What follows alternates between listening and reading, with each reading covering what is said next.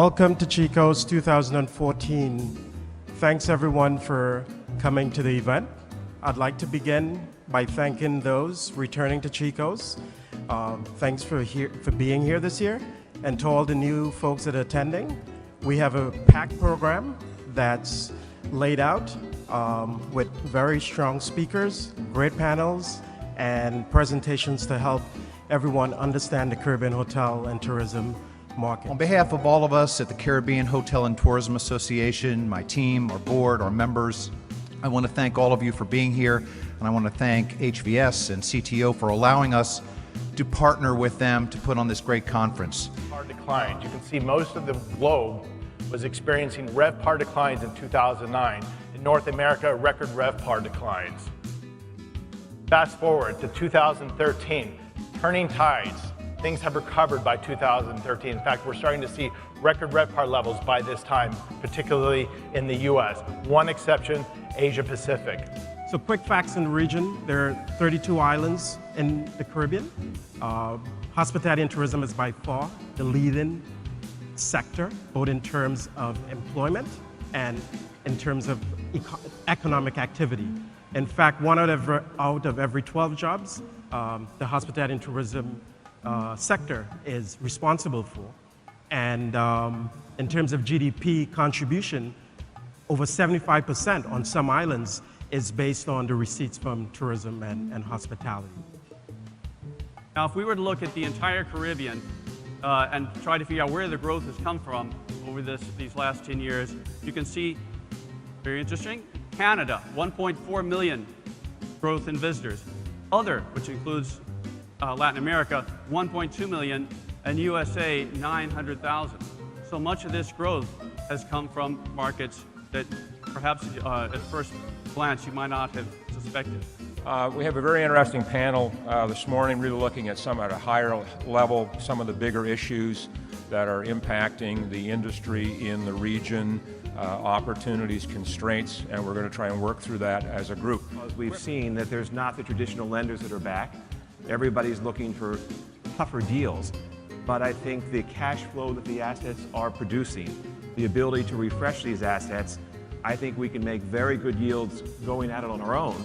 And then obviously, one of the encouraging things about the slides that we're also seeing is that the traditional reliance on those origin markets from North America, should we say the North Atlantic, that's changing.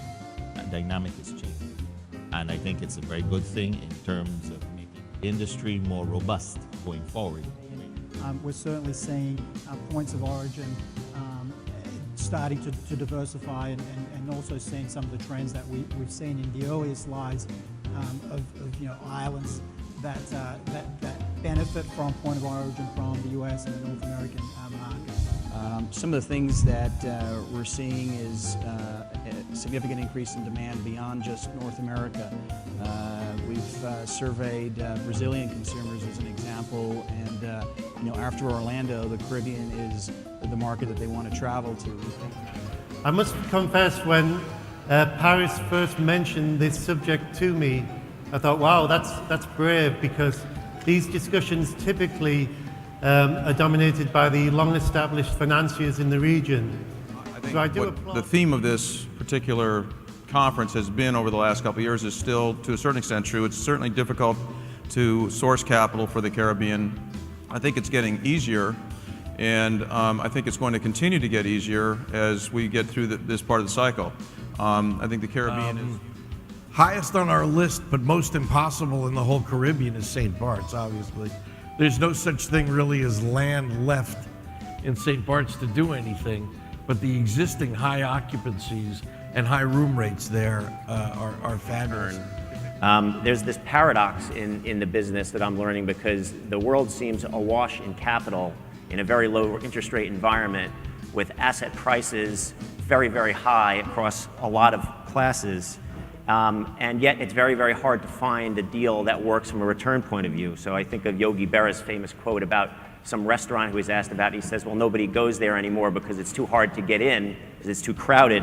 In the context of building a diversified portfolio of investments. And so I don't think we would take the approach of, and I don't think our investors would want us to take the approach of backing up the truck and investing all of a fund or most of a fund into the Caribbean.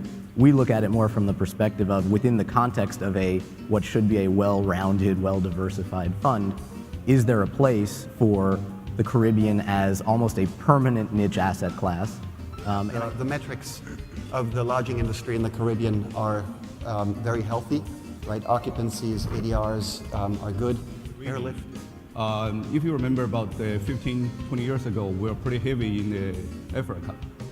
And now I think it is a decision made in a higher level that getting into the market of Caribbean and South America. So, however, been approached by a number of banks and lending institutions, and I think that what's required in some instances is just training. You know, people need to understand what this concept is, and not everyone does. A lot of people still have the stigma of the 20 years ago. So, of course, this is a capital-intensive industry, and if you want to cover a lot of ground, your own money won't be enough. So, when a famous architect said that the farm is the new golf course. And so when we're looking at doing this, you say, well, what does this have to do with this whole ROI? Well, for us, there's a real payback. First, you're providing amenity that actually pays for itself rather than just building something that's a pure cost to the resort. The payback we're seeing is between 3 to 5 years, depending on whether you're selling retail or wholesale with the produce that's actually coming off the farm.